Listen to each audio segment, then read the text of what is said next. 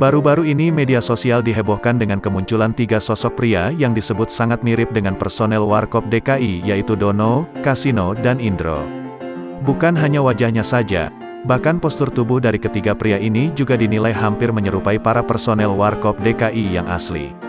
Kehadiran Dono, Kasino dan Indro, KW, yang sedang ramai diperbincangkan warganet ini berawal dari sebuah video singkat yang tersebar di media sosial.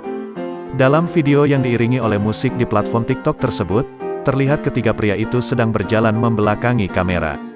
Hanya beberapa langkah berjalan, ketiganya langsung berbalik ke arah kamera dan secara serentak menurunkan masker. Saat dibuka, paras wajah mereka ternyata begitu mirip dengan Dono, Kasino dan Indro di masa muda.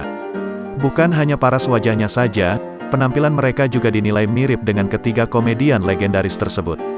Dalam penelusuran, ternyata video tersebut bermula dari unggahan akun TikTok @krisnandialvin atau Alvin Dwi Krisnandi, yaitu pria yang disebut mirip dengan Indro Warkop di masa muda. Di akun TikToknya, video itu sudah ditonton hingga 14,2 juta lebih tayangan. Tak ayal, video unggahan Alvin langsung jadi ramai hingga dibagikan ulang secara luas di media sosial.